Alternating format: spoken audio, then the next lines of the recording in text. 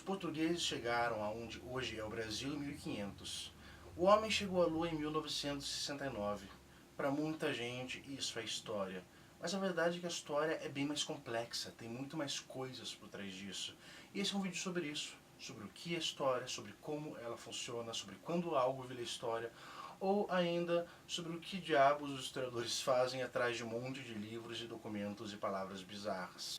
Se você entrar no curso de História, uma das primeiras coisas que você vai ter é uma matériazinha chamada Teoria da História. Ali você aprende como fazer história. E não é sobre decorar um monte de datas ou acontecimentos, mas sim sobre interpretar fontes, interpretar documentos e entender eles. E é um pouco sobre isso que eu quero chegar aqui. Principalmente, para início, muita gente acha que a história é a ciência do passado. Isso não é verdade. E não sou só eu quem está dizendo isso, é também um historiador chamado Mark Bloch. Principalmente, e também um pouco triste, porque o passado ele é inacessível. Não importa o quanto você se esforce, não tem como reconstruir o passado em sua inteireza. Mas então, se o passado é inatingível, o que é que o historiador faz? Vou dar um exemplo que é muito legal aqui para vocês entenderem sobre isso. Talvez você já conheça o imperador Júlio César. Talvez você também saiba que ele foi assassinado. Júlio César foi apunhalado. 23 pessoas o apunhalaram, dentre elas Brutus. A questão é a seguinte: como a gente sabe que isso aconteceu? Através de documentos, através de fontes, através de pessoas que relataram isso.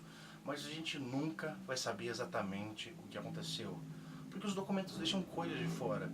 Então, se você pegar uma máquina do tempo e voltar exatamente para aquele dia em que Júlio César foi fatidicamente assassinado, seria possível ter um acesso completo ao passado? Não. Pelo seguinte motivo: mesmo que você entrasse em uma máquina do tempo e visse o que aconteceu, você não saberia o porquê as pessoas fizeram aquilo, você não sabia o que elas estavam pensando, você não saberia quais seriam as intenções dela. E mesmo que você fosse lá e perguntasse, elas poderiam mentir, elas poderiam se enganar, ou elas poderiam dizer o que elas acham que é verdade e não é. Assim, o único jeito de você realmente ter acesso ao passado seria se você tivesse uma máquina do tempo e lesse o pensamento das pessoas. Ou seja, o historiador perfeito seria o professor Xavier dentro de uma máquina do tempo. Mas as máquinas do tempo não existem ainda. E o professor Xavier faz parte da ficção. E aliás, é muito interessante falar em ficção por o seguinte: muitas vezes a história e a ficção se confundem. Tem coisas que fazem parte da ficção, muitas pessoas acham que na verdade aconteceu de verdade. Vou dar um exemplo para vocês. Quando eu falei ali de Júlio César, quando eu falei de Brutus, muito provavelmente você pensou na frase "até tu, Brutus", não é? Dita por Júlio César quando ficou surpreso ao se ver traído pelo querido Brutus. Júlio César nunca disse essa frase. Pelo menos a gente não tem nenhum documento que diga isso. Então por que é que você acha que Júlio César disse isso? Porque Shakespeare, 1500 anos depois, escreveu uma peça na qual ele retratava o assassinato de Júlio César e onde Brutus dizia isso. Como a ficção por vezes é muito mais interessante que a história, a ficção é muito mais legal que a verdade, a ficção acaba suplantando a verdade e tomando conta dela. Isso acontece de forma muito comum. Muitas coisas que não aconteceram, ou pelo menos não aconteceram daquele jeito, acabam sendo pensadas. Muita gente acha que Jesus é loiro. Jesus não era loiro. Muita gente acha que Sherlock Holmes disse "elementar, meu caro Watson". Ele nunca disse isso. Mas a gente acha que ele disse, porque, de volta, a ficção é muito mais legal que a história e é muito mais fácil deixar na nossa memória e se lembrar de coisas que não aconteceram, mas são legais, do que coisas que aconteceram, mas são meio chatas. Mas então, se o passado é inacessível, o que é que o historiador faz? O que o historiador pega e transforma em história? Tem um exemplo muito legal para falar sobre isso. Seguinte: pensem em uma estrada. Ao longo daquela estrada passa o passado em uma carruagem. Conforme ele vai passando, ele vai deixando vestígios da sua passagem, seja a marca das rodas no chão, seja uma espada enferrujada que ficou em um canto, ou seja ainda um vaso quebrado que ele deixou. O historiador é o cara que vai, muito tempo depois, olha aquelas marcas no chão, olha a espada enferrujada e olha o vaso e tenta decifrar quem é que passou ali, como que foi aquela passagem, como ela aconteceu. É impossível você saber exatamente como foi a passagem, mas através de um indício ou outro, através dessas coisas que o historiador chama de fontes, que podem ser livros, documentos, fotos, hoje em dia até mesmo posts no Facebook ou no falecido Orkut, é através delas que o historiador constrói a história. Só que, ao mesmo tempo, a ficção vai lá e pega e transforma essas coisas. Enquanto o historiador vai e passa muito tempo, digamos assim, tentando entender como que uma carruagem fez aquele caminho, a ficção vai lá e diz que simplesmente foram aliens e não foi uma carruagem, foi um disco voador.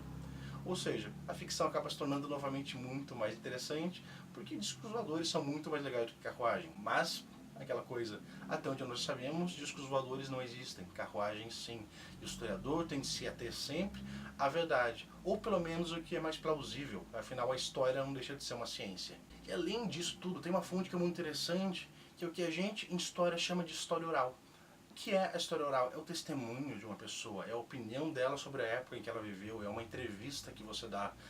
E talvez dentro disso você tenha ouvido aquele papo de porque eu vivi tal época, então eu sei tudo o que aconteceu nela, eu realmente entendo que as coisas aconteceram.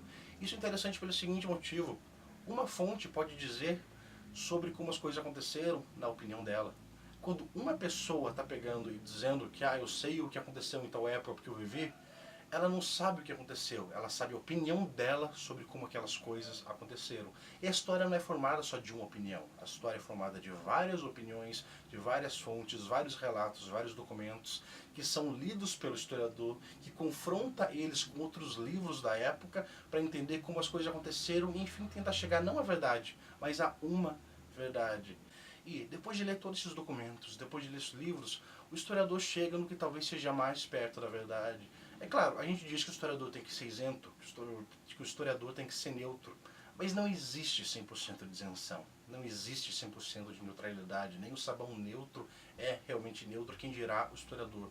É por isso que a gente diz que a história é filha do seu tempo, porque cada historiador de cada época vai colocar a sua visão sobre aquilo que ele está escrevendo, e é também a visão da época dele.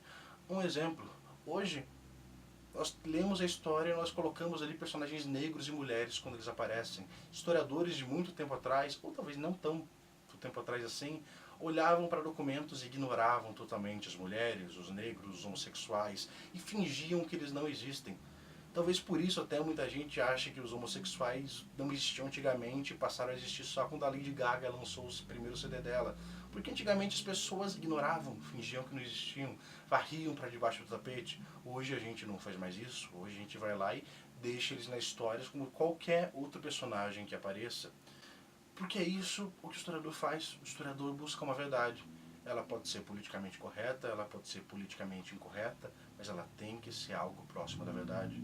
A história pode ser legal, ela pode ser chata, ela pode ser divertida, mas é sempre importante que ela seja a verdade.